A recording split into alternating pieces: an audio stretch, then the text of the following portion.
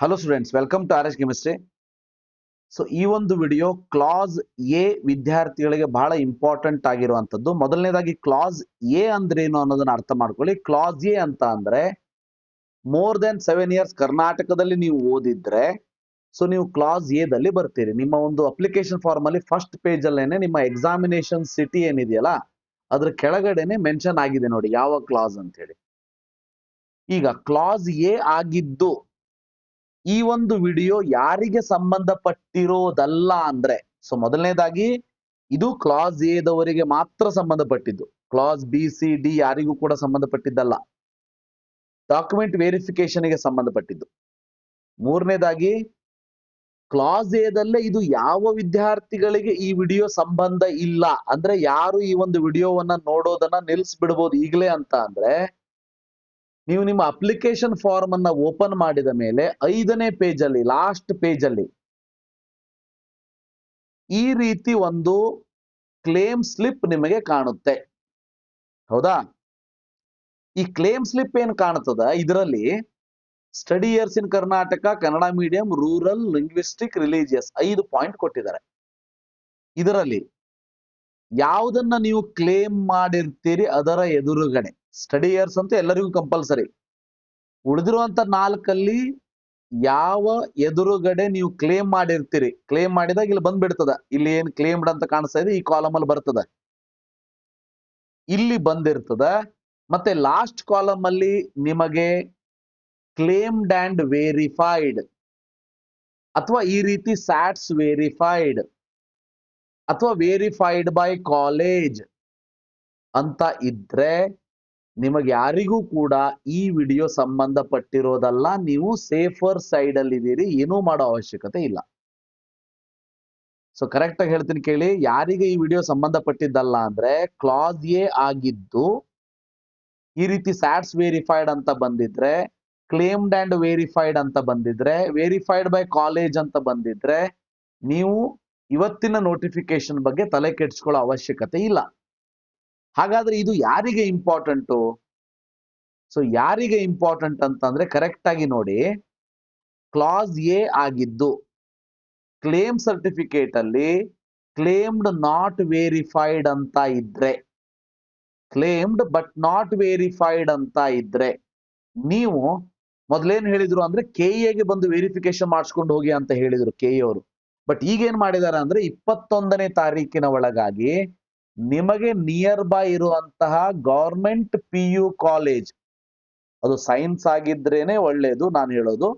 So government P U science ಕಾಲೇಜಿನ ಪ್ರಿನ್ಸಿಪಲ್ಗೆ ಹೋಗಿ ನಿಮ್ಮ ಡಾಕ್ಯುಮೆಂಟ್ಸ್ ಅನ್ನ ತಗೊಂಡೋಗಿ ಭೇಟಿಯಾಗಿ ಡಾಕ್ಯುಮೆಂಟ್ ವೆರಿಫಿಕೇಶನ್ ಅನ್ನ ಮಾಡಿಸ್ಕೊಳ್ಳಿ. ನೀವು ಅದನ್ನ ಮಾಡಿಸ್ಕೊಂಡಿಲ್ಲ ಅಂದ್ರೆ ನಿಮಗೆ ಕೌನ್ಸಿಲಿಂಗಿಗೆ ನೀವು ಏನು ಕ್ಲೇಮ್ ಮಾಡಿರ್ತೀರಿ ಅದು ನಿಮಗೆ ಸಿಗೋದಿಲ್ಲ. ನೀವು ರೂರಲ್ ಹಾಕ್ಬಿಟ್ಟಿರ್ತೀರಿ, ನೀವು ರೂರಲ್ ಎಸ್ ಅಂತ ಕೊಟ್ಬಿಟ್ರೆ ನಿಮ್ ಕೆಲಸ ಮುಗಿದಿರೋದಿಲ್ಲ. ರೂರಲ್ ಎಸ್ ಅಂತ ಕೊಟ್ಟ ಮೇಲೆ ಏನಾಗ್ತದ, ಇಲ್ಲಿ rural study years in rural ಅಥವಾ study years in Kannada medium 10 ಬಂದ್ಬಿಡ್ತದ ಕ್ಲೇಮ್ಡ್ ಕಾಲಮ್ ಅಲ್ಲಿ. ವೆರಿಫೈಡ್ ಕಾಲಮ್ ಅಲ್ಲಿ 0 ಅಂತ ಇರ್ತದ, ಕ್ಲೇಮ್ಡ್ ಬಟ್ ನಾಟ್ ವೆರಿಫೈಡ್ ಅಂತ ಇರ್ತದ. ಅಂತ ಕೇಸಲ್ಲಿ ನಿಮಗೆ rural, Kannada medium, linguistic, religious ಯಾವುದು ನಿಮಗೆ ಇದ್ರೂ ಕೂಡ ಅದು ಅಪ್ಲೈ ಆಗೋದಿಲ್ಲ.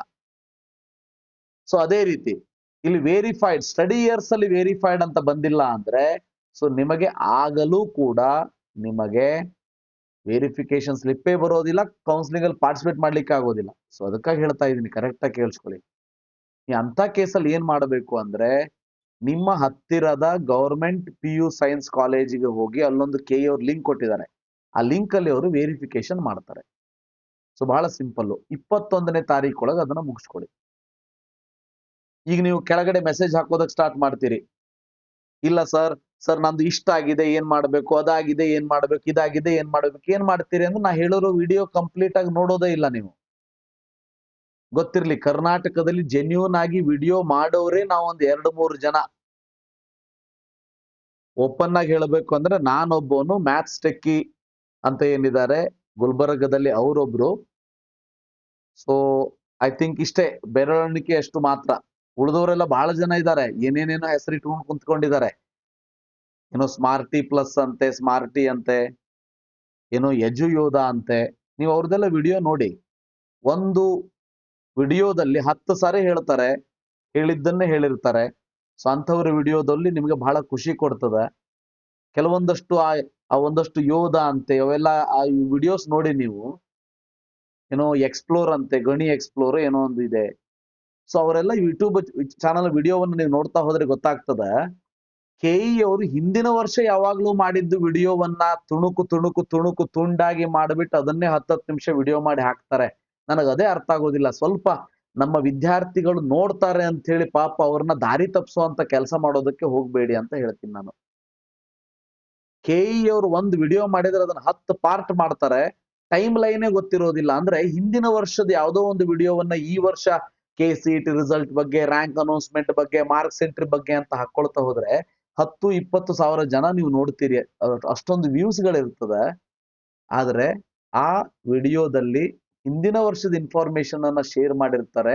ಈ ವರ್ಷದ ಆಗಿರೋದಿಲ್ಲ ಅನ್ನೋದು ಪಾಪ ನಿಮಗೇಲ್ ಗೊತ್ತಾಗ್ಬೇಕು? ಅದನ್ನ ಹಾಕೋರಿಗಾದ್ರೂ ಗೊತ್ತಾಗ್ಬೇಕಲ್ವಾ? ವ್ಯೂಸ್ ಬರ್ಲಿ ಅಂತ ಹೇಳಿ ಏನೇನೆಲ್ಲ ಹಾಕೊಳ್ತಾ ಹೋಗೋದಾ? ಸೊ ಕರೆಕ್ಟ್ ಆಗಿ ಜೆನ್ಯೂನ್ ಆಗಿ ಹೇಳುವಂತಹ ವಿಡಿಯೋಸ್ ಗಳನ್ನ ಫಾಲೋ ಮಾಡಿ. ನೀವು ನೋಡಿ ನನ್ನ ಚಾನಲ್ ಅಲ್ಲಿ ಎಲ್ಲಾದ್ರೂ ನಿಮಗೆ ಸಬ್ಸ್ಕ್ರೈಬ್ ಮಾಡ್ಕೊಳ್ಳಿ ಅಂತ ಹೇಳಿದಿನ ಪದೇ ಪದೇ? ಎಲ್ಲಾದ್ರೂ ನಿಮಗೆ ನಂದು ಕೂಡ ಕೌನ್ಸಿಲಿಂಗ್ ಇದೆ. So I will also give paid personal counselling guidance. But ಎಲ್ಲಾದ್ರೂ ನಿಮಗೆ ಪ್ರತಿ ವಿಡಿಯೋದಲ್ಲಿ ನನ್ನ ಕೌನ್ಸಿಲಿಂಗ್ ಜಾಯ್ನ್ ಆಗಿ ಅಂತ ಹೇಳಿದಿನ? ಅವಶ್ಯಕತೆ ಇಲ್ಲ ನನಗೆ. ಸೊ ನನಗೆ ದೇವ್ರು ಎಷ್ಟು ಕೊಡ್ಬೇಕು ಅಷ್ಟು ಕೊಟ್ಟಿದ್ದಾನೆ. ಸೊ ನನ್ನ ಕೈಲಿ ಎಷ್ಟು ಜನರಿಗೆ ಸರ್ವಿಸ್ ಮಾಡ್ಲಿಕ್ಕೆ ಆಗ್ತದೆ ಅಷ್ಟು ಸರ್ವಿಸ್ ಅನ್ನ ನಾನು ಕೊಟ್ಟೆ ಕೊಡ್ತೀನಿ. ಸೊ ಆ ಬ್ಯಾಚಸ್ ಏನಿದೆ ಅದು ನನಗೆ ಬಹಳ ಬೇಗ ಫುಲ್ ಆಗ್ಬಿಡ್ತದೆ. ಅದ್ರ ಬಗ್ಗೆ ನಾನು ವರಿ ಮಾಡ್ಕೊಳ್ಳೋದಿಲ್ಲ. ಬಟ್ ಅದು ಬಿಟ್ಟು ಉಳಿದಿದ್ದೇನೇ ಇದ್ರೂ ಕೂಡ ಕರೆಕ್ಟ್ ಆದ ಇನ್ಫಾರ್ಮೇಶನ್ ನಿಮಗೆ ತಲುಪುವಂತ ಕೆಲಸವನ್ನ ನಾವು ಮಾಡ್ಬೇಕಷ್ಟೇ. ಸೊ ಅದಕ್ಕಾಗಿ ದಯವಿಟ್ಟು ಕರೆಕ್ಟ್ ಆಗಿ ಕೇಳಿಸ್ಕೊಳ್ಳಿ. ಯಾರು ಹೋಗ್ಬೇಕು ಇನ್ನೊಂದ್ಸಾರಿ ಹೇಳ್ತೀನಿ. ನಿಮ್ಮ ಒಂದು 5 ಪೇಜಿನ KCET ಅಪ್ಲಿಕೇಶನ್ ಫಾರ್ಮ್ ಓಪನ್ ಮಾಡಿ. ಬಹಳ ಸಿಂಪಲ್. ಲಾಸ್ಟ್ ಪೇಜ್ ಅಲ್ಲಿ ಕ್ಲೇಮ್ಡ್ ಸ್ಟಡಿ ಇಯರ್ ಸಮರಿ ಇನ್ ಕರ್ನಾಟಕ ಅಂತ ಇದೆ. ನೀವು ಕೇಳ್ಬೋದು, ಇಲ್ಲ ಸರ್ ನಂದು ಕ್ಯಾಟಗರಿ 2A ಇದೆ, 3B ಇದೆ, ನಾನು ಹೋಗ್ಬೇಕಾ KA? ಹೋಗೋ ಅವಶ್ಯಕತೆ ಇಲ್ಲ. ಯಾಕಂದ್ರೆ ಅದು ನೀವು RD ನಂಬರ್ ಹಾಕಿದ ತಕ್ಷಣ ಆಟೋಮೆಟಿಕಲಿ ವೆರಿಫೈ ಆಗಿದೆ. ಸರ್ ನಂದು ಹೈದರಾಬಾದ್ ಕರ್ನಾಟಕ ಇದೆ, ನಾನು ಹೋಗ್ಬೇಕಾ ವೆರಿಫಿಕೇಶನ್ಗೆ? ಹೋಗೋ ಅವಶ್ಯಕತೆ ಇಲ್ಲ. ಯಾಕಂದ್ರೆ ಹೈದರಾಬಾದ್ ಕರ್ನಾಟಕ RD ನಂಬರ್ ಹಾಕಿದ ತಕ್ಷಣ ಆಟೋಮೆಟಿಕಲಿ ವೆರಿಫೈ ಆಗಿದೆ. ಹೌದಾ? ಸೊ ಬಟ್ ಏನಾಗ್ಬೇಕು, ಈ 5 ಪಾಯಿಂಟ್ ಅಲ್ಲಿ ಯಾವುದೇ ಪಾಯಿಂಟ್ ಅಲ್ಲಿ ಏನಾದ್ರೂ ಕ್ಲೇಮ್ಡ್ ಬಟ್ ನಾಟ್ ವೆರಿಫೈಡ್ ಅಂತ ಏನಾದ್ರೂ ಇದ್ರೆ ದಯವಿಟ್ಟು ನೀವು ಹತ್ತಿರದ ಗವರ್ಮೆಂಟ್ PU ಸೈನ್ಸ್ ಕಾಲೇಜ್ ಪ್ರಿನ್ಸಿಪಲ್ಗೆ ಹೋಗಿ ಭೇಟಿ ಆಗ್ಬೇಕು. ಸೊ ಇದರಲ್ಲಿ ಸ್ಯಾಟ್ಸ್ ವೆರಿಫೈಡ್ ಅಂತ ಇರ್ಲಿ, ಕಾಲೇಜ್ ವೆರಿಫೈಡ್ ಅಂತ ಇರ್ಲಿ, ಕ್ಲೇಮ್ಡ್ ಅಂಡ್ ವೆರಿಫೈಡ್ ಅಂತ ಇರ್ಲಿ, ಪ್ರೀವಿಯಸ್ ಇಯರ್ ವೆರಿಫೈಡ್ ಅಂತ ಇರ್ಲಿ, ಏನೇ ಇದ್ರೂ ಕೂಡ you are eligible for the counselling. ಅಂದ್ರೆ ಎಲ್ಲವೂ ನಿಮ್ದು ಕರೆಕ್ಟ್ ಇದೆ, ಏನೂ ಮಾಡೋ ಅವಶ್ಯಕತೆ ಇಲ್ಲ. ಆದರೆ ಇಷ್ಟರಲ್ಲಿ ನಿಮ್ದೇನಾದ್ರೂ ಇಲ್ಲಿ ಕ್ಲೇಮ್ಡ್ ಕಾಲಮ್ ಅಲ್ಲಿ ಬಂದಿರುತ್ತೆ, ವೆರಿಫೈಡ್ ಅಲ್ಲಿ 7ಕ್ಕಿಂತ ಕಡಿಮೆ ಇರುತ್ತೆ, ಸ್ಟಡಿ ಇಯರ್ಸ್ 7 ಇಯರ್ಸ್ ಗಿಂತ ಕಡಿಮೆ ತೋರಿಸಿರ್ತದ, ಇಲ್ಲಿ ಕ್ಲೇಮ್ಡ್ ಬಟ್ ನಾಟ್ ವೆರಿಫೈಡ್ ಅಂತ ಇರ್ತದೆ. ಅಥವಾ ಈ ಕನ್ನಡ ರೂರಲ್ ಲಿಂಗ್ವಿಸ್ಟಿಕ್ ರಿಲಿಜಿಯಸ್ ಕೆಳಗಡೆ 000 ಅಂತ ಇರ್ತದೆ, ಕ್ಲೇಮ್ಡ್ ಅಂಡರ್ 1010 ಅಂತ ಇರ್ತದೆ. ಬಟ್ ಇಲ್ಲಿ 0 ಇರ್ತದೆ. ಬಟ್ ರಿಮಾರ್ಕ್ಸ್ ಅಲ್ಲಿ ಕ್ಲೇಮ್ಡ್ ಬಟ್ ನಾಟ್ ವೆರಿಫೈಡ್ ಅಂತ ಇರ್ತದೆ. ಅವಾಗ ನೀವು KA ಹೋಗೋ ಅವಶ್ಯಕತೆ ಇಲ್ಲ. ಸಾರಿ, ಹತ್ತಿರದ PU ಕಾಲೇಜ್ ಪ್ರಿನ್ಸಿಪಲ್ ಹೋಗಿ ಭೇಟಿಯಾಗಿ. ಹೋಗ್ಬೇಕಾದ್ರೆ ಏನ್ ಮಾಡ್ಬೇಕು, ಸ್ಟಡಿ ಇಯರ್ಸ್ ಅಷ್ಟೇ ಆಗಿದ್ರೆ ಸ್ಟಡಿ ಸರ್ಟಿಫಿಕೇಟ್ ತಗೊಂಡೋಗಿ, ಈ ಕ್ಲೇಮ್ ಸ್ಲಿಪ್ ಅಪ್ಲಿಕೇಶನ್ ಫಾರ್ಮ್ ತಗೊಂಡೋಗಿ, ಓಕೆ, 10th ಮಾರ್ಕ್ಸ್ ಕಾರ್ಡ್ ತಗೊಂಡೋಗಿ, ಆಧಾರ್ ಕಾರ್ಡ್ ತಗೊಂಡೋಗಿ.